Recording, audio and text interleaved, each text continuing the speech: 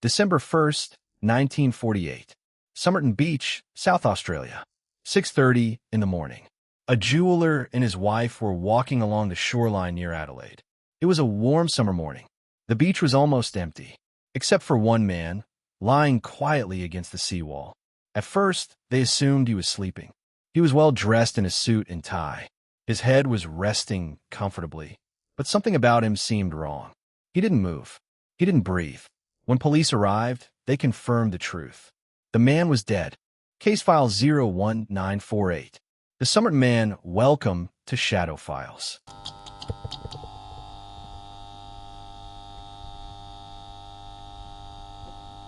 There were no signs of injury, no blood, no signs of struggle. He appeared to have died peacefully. The initial assumption was heart attack, but when investigators examined his body more closely, they discovered something extraordinary. Every single label had been removed from his clothing. His jacket, his shirt, his trousers.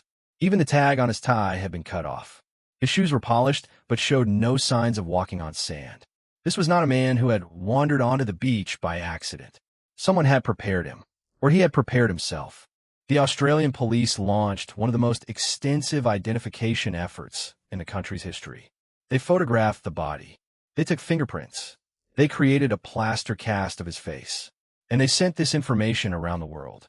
The response was silence. No missing persons report matched his description. No family came forward. His fingerprints matched no records in Australia, the United States, Britain, or any allied country. The autopsy revealed that he was between 40 and 50 years old. He was in excellent physical condition.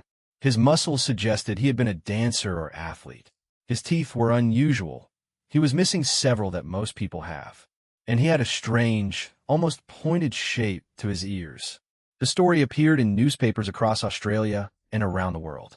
But no one recognized him. It was as if he had simply materialized on that beach out of nowhere.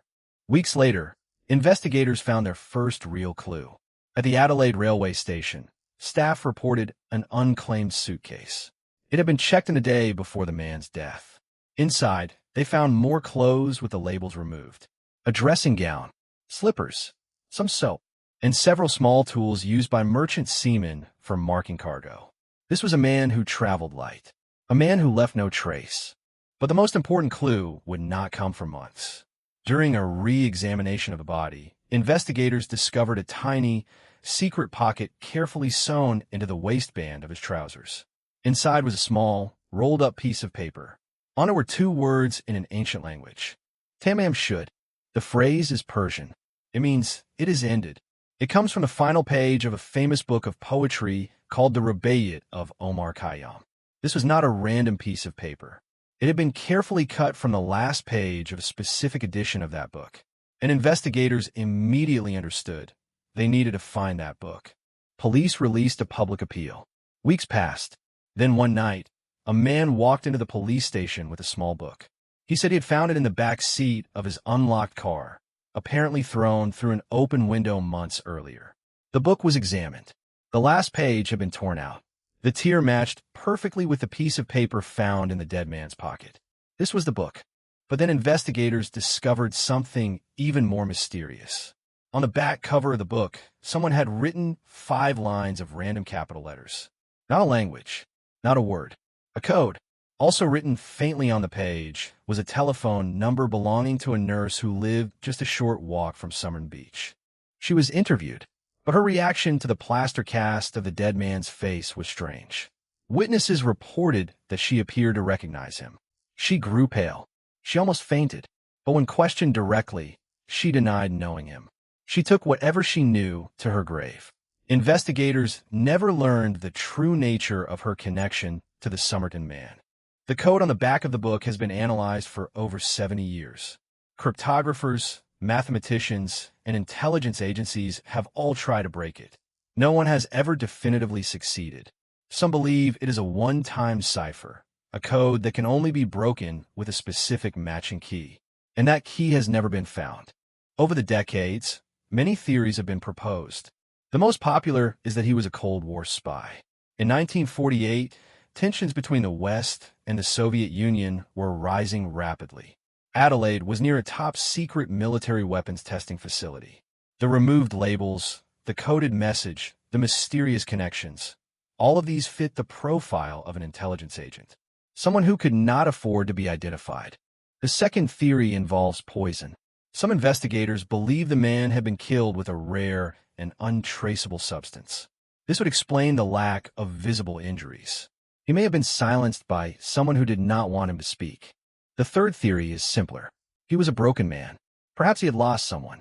Perhaps he was hiding from his past. He removed his labels, prepared himself carefully, and chose to end his life quietly on a beach far from home. The words in his pocket, "It is ended," would suggest this. In 2021, Australian researchers exhumed the body of the Somerton Man. They extracted DNA. They compared it against public genealogy databases. In 2022, one research team announced they had identified him as an electrical engineer from Melbourne, a married man, a father. But their conclusion was disputed by Australian police. The evidence was strong, but not definitive. Even if the identification is correct, it raises more questions than it answers. Why did an ordinary engineer end up dead on a beach 700 kilometers from home? Why were the labels removed? Why the coded message? Why the secret pocket? Why the connection to a nurse who refused to speak? Officially, the case remains unsolved. The South Australian police have not closed the file. The beach today looks much the same as it did in 1948. The seawall is still there. The waves still come in with the tide.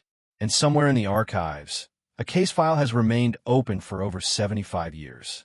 2 words in a hidden pocket. A book with a missing page. A code that no one has cracked. A woman who refused to speak.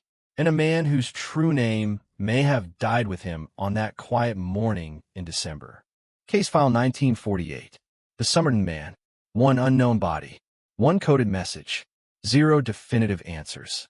This file remains open because some cases don't end with answers. They end with 2 words. TAMAM SHUD. It is ended. See you in the next file.